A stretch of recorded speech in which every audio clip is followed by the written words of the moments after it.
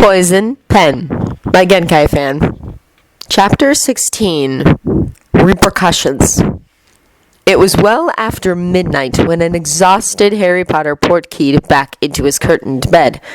A whispered, "Dobby," brought his friend with a soft pop. Within seconds the golem was gone, and with a snap of his fingers Dobby had Harry pajama-clad and ready for bed.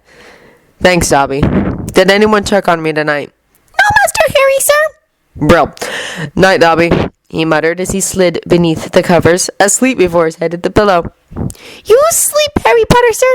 Dobby be sleeping right here, too," the small creature whispered as he curled up at the foot of the bed, pulling a small throw over himself. "Is keeping nightmares away." 2 days after Harry's full diagnostic, healer Edward Outwaters was looking over his notes and the files he was able to collect on his newest patient. Thankfully, with the help of Mr. Potter's barrister, Lord Peter Flingley Adams, and Madame Bones, he was able to get a copy of Harry's school health records from Madame Pomfrey without Albus Dumbledore's knowledge. The file was more extensive than the typical student record, yet several reports seemed to be missing. He had questioned the school mediwitch quite extensively on the omissions. When he inquired, the school nurse sighed that her hands had been tied. Albus Dumbledore said the boy's relatives refused to give consent for a full medical scan or for her to go beyond normal clinical procedures. She had tried citing possible abuse as a means of performing a deep scan, but Albus would not hear of it. He claimed that the boy's relatives were strict and not abusive. She quietly informed the healer that she had her suspicions and made notes in a separate folder which she had passed over to him. "Anything for that poor boy?" she said. She informed the healer that Albus claimed that any contact with the wizarding world might cause his relatives to refuse him a place in their home. Such had been the conditions set when they took him in. Albus had then told her that it was in Harry's best interest to stay with his relatives, as only there could he be assured protection from any Death Eaters who might try to hunt him down. Only with his aunt was he protected by formidable blood wards, and hence safe. Atwaters knew any healer worth their oath would have sensed an obliviation spell used on them, so the headmaster hadn't resorted to that. The good madame would have undoubtedly quit then and there, and she would have definitely reported it to the ministry.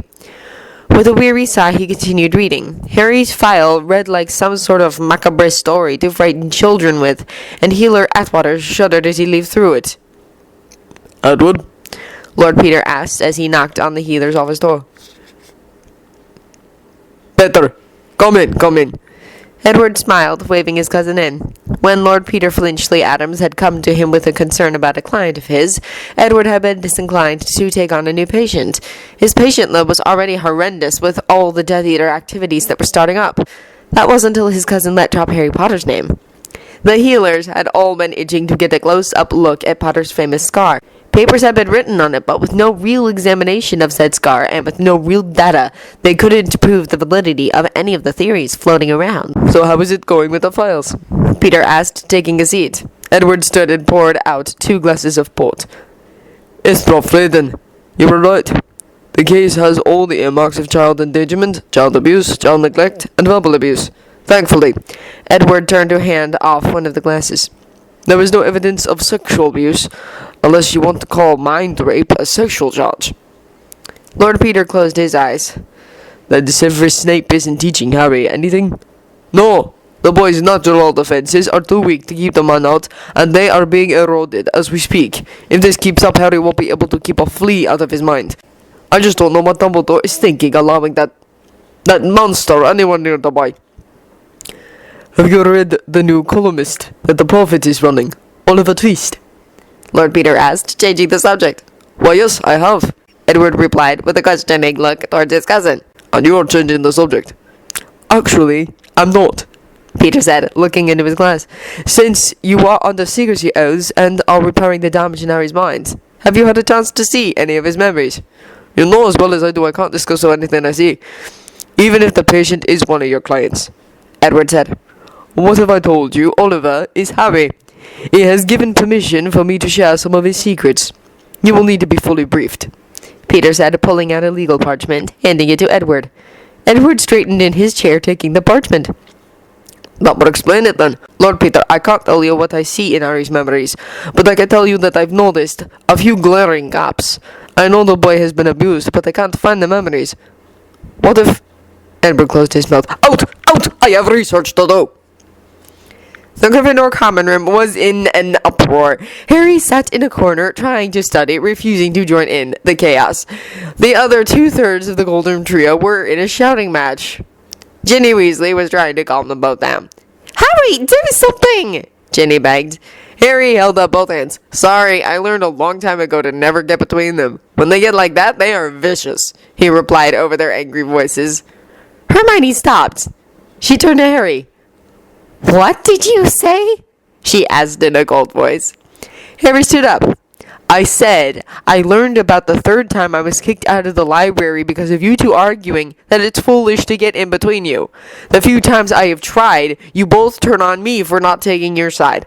Sorry, I'm not crazy. Taking sides between you two is a losing battle and one I will no longer fight. He turned and walked out through the portrait. Neville shook his head as he followed Harry out of the common room. Ginny glared at both her mother and Hermione, throwing up her hands in disgust. He is so freaking right! Grow up, both of you! She snarled before stomping off as well. Harry made it halfway down the first flight of stairs when Neville shouted to him. Harry, wait up! Sure, Neville. Why aren't you more upset with all this? I mean, it's your life that's being... Neville asked when he joined up with Harry. Harry shrugged. Story of my life, actually. I mean, I have been the butt of so many articles on me that it just doesn't faze me anymore, you know? I mean, 1 minute I'm the media darling. The next, I'm an attention-seeking brat. Then I'm the next Dark Lord, and then the Chosen One. I'm just numb, Neville. I'm just waiting for the next shoe to drop. I can see that, Harry, Neville muttered as they walked to the library. Ron and Hermione just don't get it. On one hand, they keep after me to tell them everything, like they have the right to know. Then they turn around and ignore me when I need them most. They haven't seen what I've seen. Harry sighed, rubbing the back of his neck. I just can't trust them anymore. It's like I'm growing up, but they aren't, you know? Oh, Harry, Neville reassured, stopping in front of the library. They'll figure it out soon enough. Look, if you want to contact a barrister, I can ask Gran for a reference. Thanks, Neville, but I've already got one. He was recommended that they questioned us about Umbridge. He's been brilliant, Harry said, turning to go into the library. You won't say anything, will you? No, Harry, you have my word. Albus sat in the weekly staff meeting pondering, not the report that Moaning Myrtle had once again overflooded her loo, or the report on one of the hippogriffs that had gotten loose in one of the greenhouses. No, he had bigger problems. One was pondering on how to respond to the latest Twist article and how to keep Harry away from any barrister that might take up his cause. The other was finding the records to justify his use of the heir account funds. The goblins were demanding he account for those monies for their books, and he only had 2 more weeks to do so. Albus, are you listening to what I'm saying? Demanded Minerva. We have to do something about this Mr. Twist. We just can't have him making a mockery of our school. I quite agree, Severus stated, looking a bit haggard. Albus knew that the poor man hadn't taken the article about the Potters' murders well. Lily's death still haunted him. It brought up too many painful memories for the temperamental professor. So Mr. Twist was right. No one has ever asked Mr. Potter about that night, Phileas asked. Pomona Sprout asked, how did Mr. Twist know that Mr. Potter has never been interviewed? Albus shook his head, bringing his thoughts back to the meeting. He would worry about the goblins later. No, I deliberately kept the press from contacting Mr. Potter. As you can see, these authors only used speculation and second-hand hearsay. Mr. Potter, to my knowledge, has not been interviewed about that dreadful night. Is there any chance that Mr. Potter is this Mr. Twist?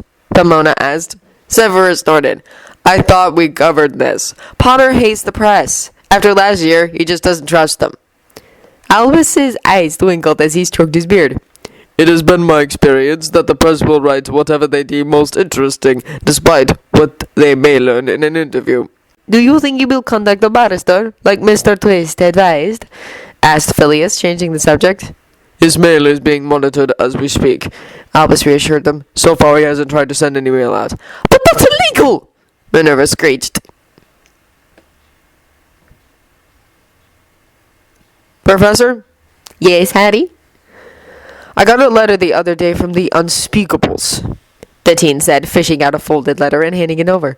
They have been following my articles with interest and wish for me to continue. They've also offered help and suggestions. Do they know who you are?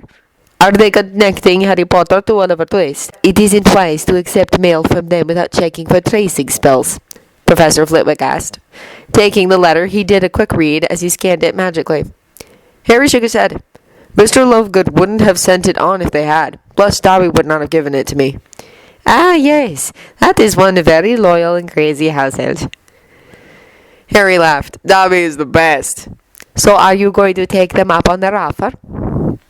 Harry shrugged. Maybe. I have to be careful, though. I really don't want to give out clues leading back to me. I am sure, Mr. Potter, that you'll manage. As you had this in your pocket, weren't you a bit concerned about someone finding it? The professor asked, holding up the folded letter. Harry shook his head. If you look closely, you will see a touch of house elf magic. Unless I personally hand this note to someone like I just did, they can read it. Dobby and I worked this out months ago. Clever, Mr. Potter. Very clever. Phileas Flitwick smiled, handing it back. So now what? Harry grinned.